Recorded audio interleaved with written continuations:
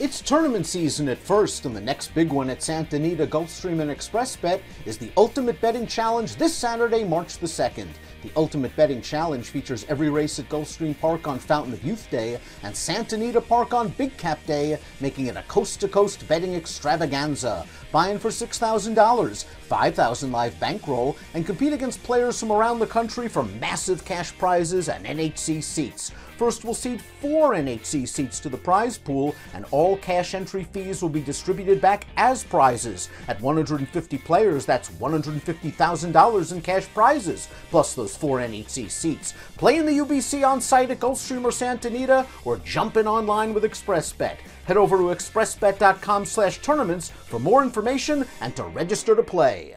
Dan Illman, Mike Beer, taking a look at race number 13 at Gulfstream Park on Fountain of Youth Saturday. It's the Grade 3 Honey Fox Fillies and Mares going a 2-turn mile on the lawn. Let's take a look at this field. It's a big field. It's an 11-horse race, and it's a pretty competitive bunch. Mike, you liked Walkathon last time out, and you cashed on her at 9-1. Was last time the time when she got loose?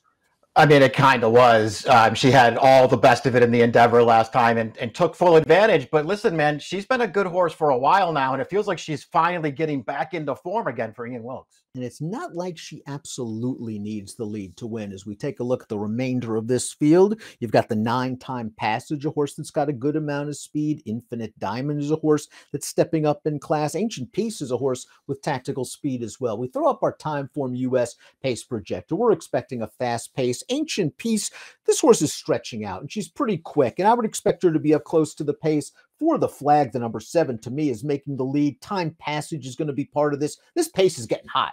Yeah, I think it could get hot, Dan. We'll see how they decide to play it with Ancient Peace from the outside. Maybe they're on a scent here.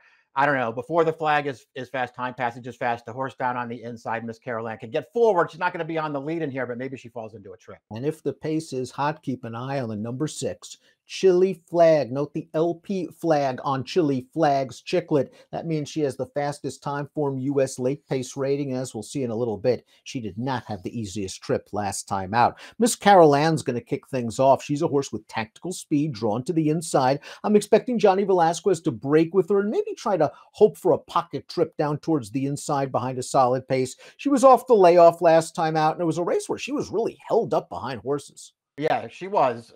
Ultimately, she didn't really fire a big shot in the stretch there, but maybe she was one. You know, you expect Motion to have these horses ready off of layoffs, but maybe that just wasn't the case with Miss Carol Ann. I'm conflicted about her, Dan. I think there's some potential here. I liked some of her races last year, but I'll be honest. I thought she was going to turn out to be a little bit better than she has been so far. Maybe this is the time for her to take the step forward. Candy Light is the number 2. This is a former Grand Motion trainee, now with Safi Joseph. This horse was purchased for $300,000 in November and immediately paid some dividends in this synthetic race, going 2 turns at Gulfstream Park on January the 27th. Candy Light, Mike, I thought got a pretty nice pace set up in here and is running on at the end. Yeah, I thought everything worked out really well for her here. She's one of the horses, Dan, who I'm just not that much of a fan of. She's 1 for 10 on the grass in her career, and that win that she picked up at Keeneland a couple years ago, she just got a perfect trip in that race to get the job done. I thought this was a tough spot for her.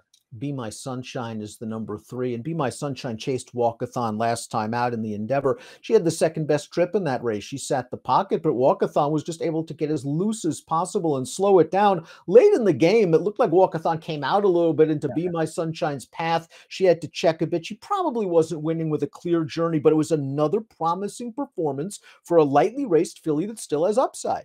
Yeah, it's all true. I'm with you. I didn't think she was winning last time regardless, but that horse did come out in front of her a little bit, and it felt like maybe her rider did a little acting there to try to get put up. It didn't work. She ran fine in there, though. She was okay winning 2 starts back, too. I didn't love that performance, but she got the job done. She's improving with every start right now for Safi Joseph. I wonder if Spansive is sort of lurking under the radar here for Rapoli and Jose Ortiz and Todd Pletcher. This is going to be her second start off of a lengthy layoff, and she's another horse that's so lightly raced, we probably haven't seen her best. She was the beaten favorite off the long layoff going 2 turns, but again, I think she gets a better pace setup this time. Yeah, me too. I just like the fact that it felt like that was maybe a prep for her too, Dan. They purposefully rated her. That's for the first time in her life that they actually took a hold of her from the gate, took her back off the pace. It felt like maybe they were trying to teach her a little something there. She also drifted in through the stretch to get behind the leaders and lost momentum and then ran again at the end. I think she really needed that race. I thought she showed a lot of potential last year as a 3-year-old. I'm expecting a step forward here. Mike, you analyzed Walkathon perfectly going into the Endeavor last time out. She showed ability in 2022, winning 3 consecutive starts, including the Grade 3 regret, like she was going to be on her way to being a major factor in this division. Then a long layoff. You hypothesized that she was rounding herself back into form for this race, the Endeavor, her 5th start off of a long layoff. She couldn't have gotten a better trip and ride. It was a paceless race. Gallardo knows how to read the form. Yeah, and she had plenty of speed to make that kind of a lead if the pace was slow, and it was. And the race just sort of set up perfectly for Dan. Easily made the lead in the early stages and had plenty left here to sprint through the stretch. It was a good performance, and I thought she ran well 2 starts back as well. And I appreciate the fact that she does not need the lead to be effective. Those things are all true. I just kind of felt like last time was a great time to have her, and she won't be as much of a price this time. Then she'll probably have to take a slight step forward in this spot. That was a good effort last time out, and she had everything her own way. Chili Flag certainly did not have everything her own way in the Pegasus World Cup. It was her first start of the year for Chad Brown, and she was really moving on the second turn, Mike. She's flying in the green and behind horses. The problem is there's just nowhere for her to go right now, and she's going to have to be in and among horses and trying to split them, and there's nowhere to go, and her momentum is shut off. And even at the end of this race, she's running on. Right about here, she kicks into another gear. Yeah, it's true. I got a little excited in this race that I bet her at a big price in here, and you could see Pratt wanted to come in out to the stretch there, and he just couldn't get out and just really had nowhere to go. She actually ran pretty well in that race against a good field. Here's the downside, though. First of all, she's a much shorter price in this race. And there you can go through some of her. She's run well, and she was compromised in New York several times last year, but there are short priced losses on her card, and that's not a great sign. It's nice to see Jimmy Toner so well represented on this big Saturday with some nice turf horses, including the 7 For the Flag, a horse that's hit the board in what are all 5 of her starts for Toner, including this race, the One Dreamer at Kentucky Downs. Jorge Ruiz decided that the outside was the best part of the track here. He set the pace with For the Flag, but kept her way off of the inside, all the way on the backstretch and into the turn. And heck, maybe it was the right move because she's going to end up finishing second, and look who beats her, a horse on the outside.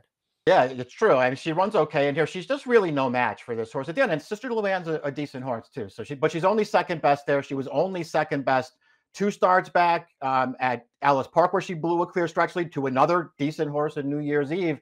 And then the 3 wins prior to that, then all when she just sort of had easy trips on the early lead. I don't think she's getting that here. Mohawk Trail's a little bit underrated. They tried to sprint her at Kentucky Downs last time out, and she faced 3 next out winners in that race. The runner-up coming back to take a stake at Belmont at the Big A with a 92 buyer. She didn't have to love that surface at Kentucky Downs. Her prior efforts at Woodbine are okay, Mike. I'm curious to see how she handles the 2 turns.